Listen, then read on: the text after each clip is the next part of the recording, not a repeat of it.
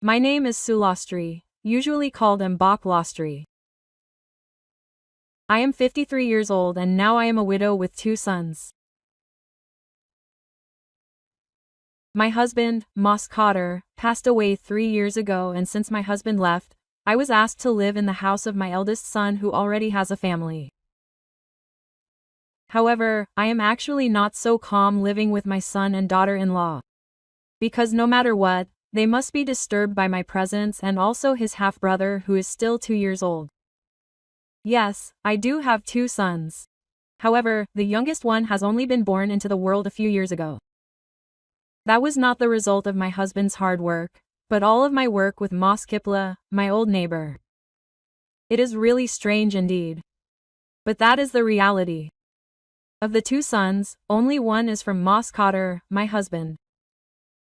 The reason is that in the past, since my husband started to fall ill, he rarely gave his obligations to me.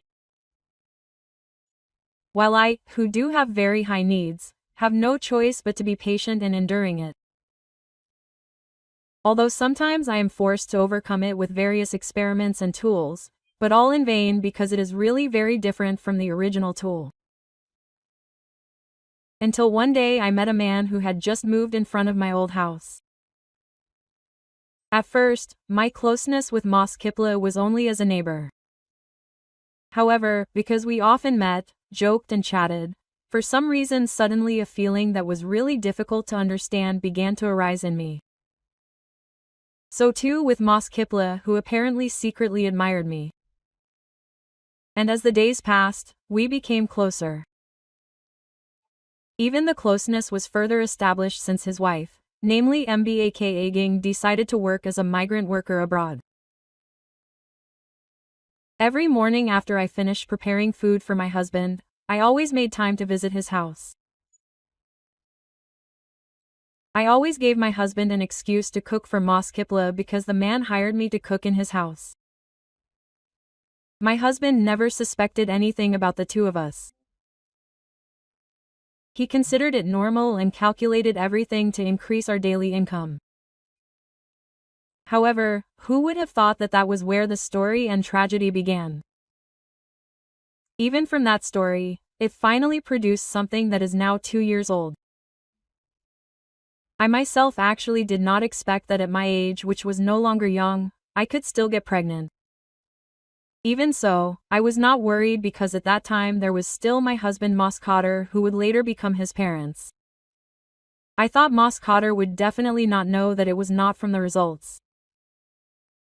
That way I could still continue the closeness with Mbok. But it turned out that hope was dashed just like that. Because a year later Mbok's wife returned to Indonesia, and of course I also had difficulty finding time together. Plus a month after my son was born into the world, Mbok suddenly passed away, and I was asked by my eldest son to go with them on the grounds that there would be someone to take care of me and also my youngest son later. Since I lived in my son's house, my life has become limited. Days there were no friends to chat with because my eldest son and my daughter-in-law both worked in the office. Then my desire arose to return to my old house. But unfortunately I had sold the house to meet the needs of my youngest son who was still a toddler. Luckily, my husband still left me a legacy of several rice fields to manage so that I could fill the void and increase the family income. Well, from the unique things that happened in my life, who would have thought that from my frequent visits to the rice fields there would be a surprise that I never expected. That morning, exactly at 8 a.m., after my eldest son and daughter-in-law left for work, I prepared provisions for me to eat in the rice fields later. After that, I immediately headed to the rice fields on foot. It so happened that the rice fields were not too far away. As a form of exercise, I chose to walk rather than use a motorbike. I didn't forget to bring my youngest son along because no one at home took care of him. 20 minutes of walking, I arrived at the hut on the edge of the rice fields. Usually I only stay in the rice fields for 2 to 3 hours because the sun gets hotter as the day goes on. I also feel sorry for my youngest son who will get hot later. Exactly at 9 am it was time to give my youngest son a drink. Until not long after that I heard a familiar voice. Why is your little brother being invited to the Tombok rice fields? Suddenly, I was shocked when I heard a greeting from a young man who suddenly came from behind. I really didn't realize that Arul was coming. Suddenly the young man was stunned when he noticed the source of my son's drink beside him. Arul is a neighbor near my son's house. He is a widower whose wife died a year ago. He is still very young, around 30 years old. Every day he looks after his parents' inherited rice fields and usually he will come a little late, but it was different that day. It's a shame for the little brother if he is left alone at home. So, just take him to the rice fields, I answered. So, the little brother will come to the rice fields every day, okay? Arul asked. What else can I do? Everyone at home is busy working, I answered. He froze beside me. Occasionally his attention was drawn to my youngest son who was still busy drinking. Why are you in a daze, Arul? I asked, letting his focus. Spontaneously, Arul was surprised to hear my question. No, really, that little brother is really handsome, isn't he? He answered nervously while pretending to entertain my handsome son.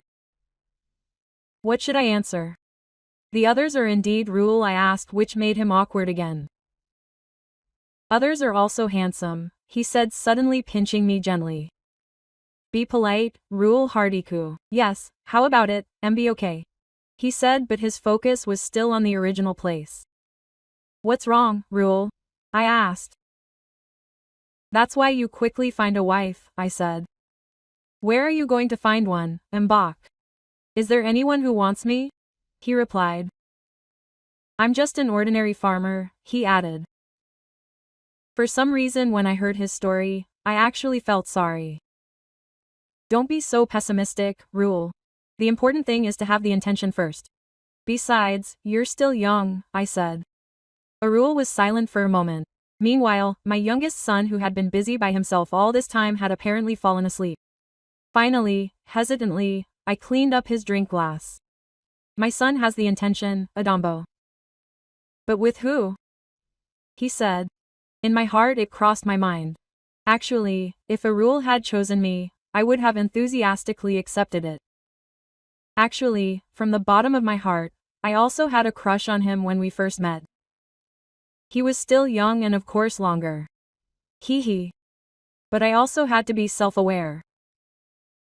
Besides, I was an old woman, how could he choose me? You have to open the door to your heart. Life still goes on. What's gone, let it not be. You have to be able to look to the future, I advised her. Actually, I wanted that too, Mom. But what if I had a crush on Mom? She said with a meaningful smile. And of course I was incredibly shocked to hear it. Hey, why did it happen to Shrul's girlfriend? Mom is almost expired. What do you expect from Mom? You'll just regret it. I answered by refusing. Actually, I was happy to hear it. Well, that's if Mom could do it too. As for me, I could do it, she said. You're just rambling. Okay, Mom, go home first, Arul. I said goodbye while taking my supplies at the hut, but suddenly he wanted to hug me. Why, Arul? I said while trying to leave him. Please think again about what I said earlier, Mbok, he said. Meanwhile, I continued to walk away without answering him.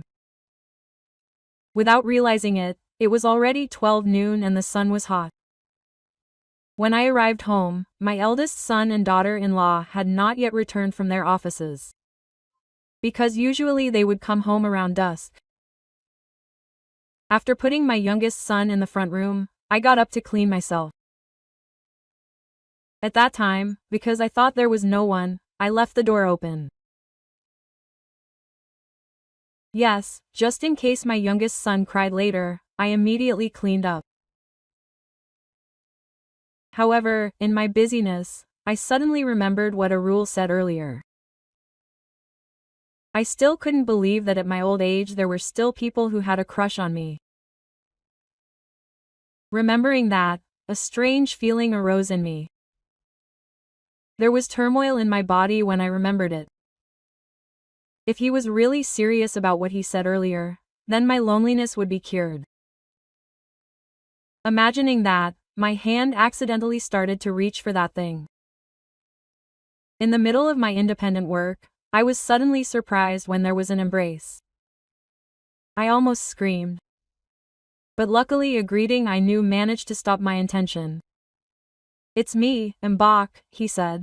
I, who was still a little panicked and shocked, then turned around. "Why are you here? Weren't you in the rice field earlier?" I said with trembling. "Yes, I was in the rice field earlier, but I came here just to know the certainty of my question that Mbok answered earlier." But suddenly Arul stopped my words with his index finger. I fell silent. And a second later he suddenly gave his introductory speech. I tried to avoid that hard work.